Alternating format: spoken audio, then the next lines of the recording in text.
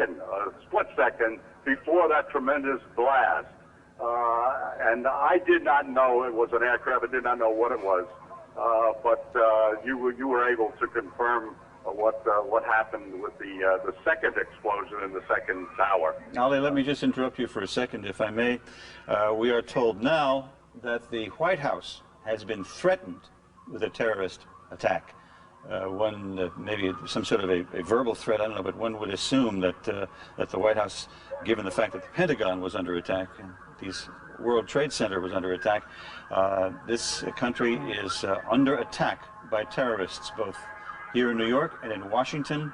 And just moments ago, the President of the United States went in before the nation to make this announcement.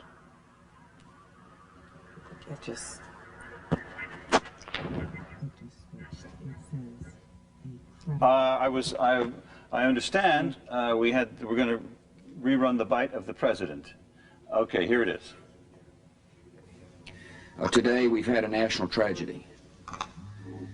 Two airplanes have crashed into the World Trade Center in an apparent terrorist attack on our country. I have spoken to the Vice President, to the Governor of New York, to the Director of the FBI, and have ordered that the full resources of the federal government go to help the victims and their families, and to conduct a full-scale investigation to hunt down and to find those folks who committed this act. Terrorism against our nation will not stand. And now, if you join me in a moment of silence. All right, that was the President just a few minutes ago announcing that the full resources of the government would be put to help the victims of these tragedies and to find out who did it. And I'm also told now that the FAA has announced from Washington that no aircraft anywhere in the country is being allowed to take off.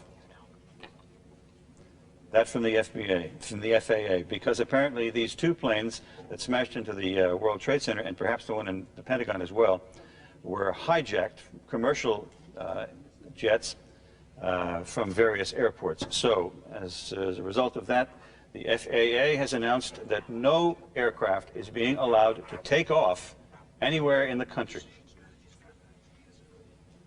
All right, Jim, we do have someone who has just joined us on the set here. His name is Joseph Jaffe. And Mr. Jaffe, where are you from? Decision Strategies Fairfax. We're an investigative consulting and security firm. All right. What do you make of this? Well, it's a tragedy, and it appears, if it didn't appear first from the first plane, after the second plane, and now the one at the Pentagon, that there's a well-coordinated effort afoot to bring terrorism to the United States. What could have been done, if anything, to prevent this kind of an attack? At this juncture, it's very hard to guess. We have a country that's wide open. We have borders that are wide open. We have freedoms that are wide open. And over the past 25 and 30 years, some of us have been following terrorism for at least that long. Our country does not generally get into the investigation of terrorism the way it ought to, in terms of being the state that could prevent it. We value our freedom more, so there's very little you can do to take a person who's bent on killing himself or herself, taking over a plane. I mean, of course, you could enforce measures and be very strict on who gets onto what planes and how that would work. That isn't going to work in this country. I'm told, Mr. Jaffe, that we have is it a picture of the Pentagon? Let's just take a, this is a picture of the central military headquarters of our country, the Pentagon of the United States. Apparently the president... This is the president's plane taking off from Florida, where he had been heading back to Washington to deal with the emergency. Mr. Jaffe, Dave, you had a question? Well, two things. Number one, I was going to ask Mr. Jaffe, you said you're either based out of Fairfax or your company is down... we have our company's in New York and in Falls Church, Virginia. Okay, Falls Church, Virginia. You would very well know, as anyone who flies into the Washington area, what's stunning about the Pentagon attack is the airspace. While we do have a wide open country, the airspace around the Pentagon, the White House, the national monuments down there is extremely restricted. So number one, does it surprise you that an aircraft was able to get into, literally right into, the Pentagon? And number two, does it surprise you, since the attack on the World Trade Center back in the early 90s, that this has taken so long for terrorism to once again return to our domestic locale? If you recall, over the last few years, there have been a number of people interdicted coming out of Canada, coming out of Brunswick, coming across various parts of the northern country, where people have been caught with the components to make the bombs. So it doesn't surprise me that we are the target of an attack. It surprises me that it's taken as long for us to suffer what we've suffered, and it creates a very heightened awareness of what we have to do now.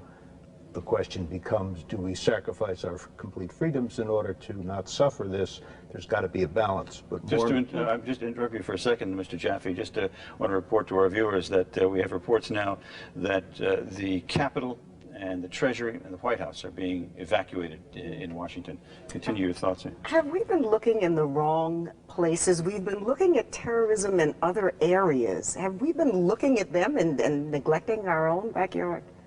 You could surmise that. Years ago, there were a whole host of different groups that started with Francis Tavern bombing, LaGuardia bombing, and others which we worked on. And then there was a very complete effort, at least in New York City and other places, to penetrate those organizations. I can't speak of what's been ongoing recently as to what we've penetrated, but we might have to sacrifice some of what we have by way of rights, at least to allow intelligence to be gathered so we can prevent some type of tragedy such as this. We need to look at home. Apparently we got blindsided by this one. You know, we were looking at a picture now. The one on the left is the Pentagon, and the one on the right is the World Trade Center. What, if you could take an educated guess, Mr. Jaffe, and say what kind of restrictions will now be placed upon the citizens of this country in order to combat terrorists, things like this? Well, if we look at airports, our security is probably not the highest of all the countries in the world. And if we're worried about planes and commercial planes and hijacking, we could increase the types of things we did when the hijackings were so prevalent. But if we're looking at small planes and other things, it's very hard to stop that.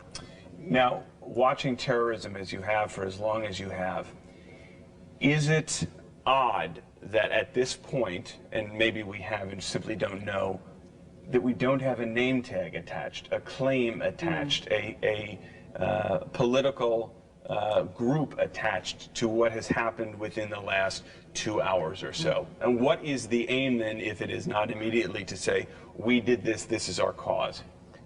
I don't think it's odd. I think depending on who it is that's involved, they may have different reasons for deciding when to go public. But you don't need a claim. The purpose of terrorism, at least here, is to do just that, to get the people unnerved, to get business unsettled, to get the country totally taken apart and worried. And to that extent, right now, that appears successful. The city is worried. We are a nation right now worried. The FAA has shut down all airplane traffic nationwide. We are paralyzed as a nation right now. I mean, of course, people can get in their cars and drive, but no one can fly, and I'm surprised that we haven't heard anything about the railways. Well, I don't know. I understand, at least in our city, the subways, at least some of the lines are now closed. I think people have trepidation about going underground. They don't want to be there. Absolutely.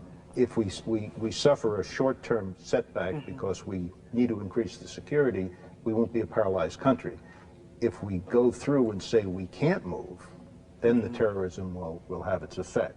And so the thing that we have to do is literally not panic, see that it's a disaster to some extent, and go on with business. Because if we don't, then the acts that they've now done, I mean, the World Trade Center has been targeted before, it's been hit before, and for a short term, if you recall, the city was paralyzed then. We can't allow ourselves to be paralyzed. That would just give in and create the effect they want. They've hit the Pentagon, the White House is being evacuated. I would assume that most structures of any moment, in most tunnels of any moment, in any place. Take a look at that, if you would, Mr. Jaffe. That's the live picture of the Pentagon having been hit by an attack. Again, in Washington, we're told no, that's not the Pentagon. No, we just heard that there was another explosion in the basement or one of the lower levels of the World Trade Center. Well, that would it would seem from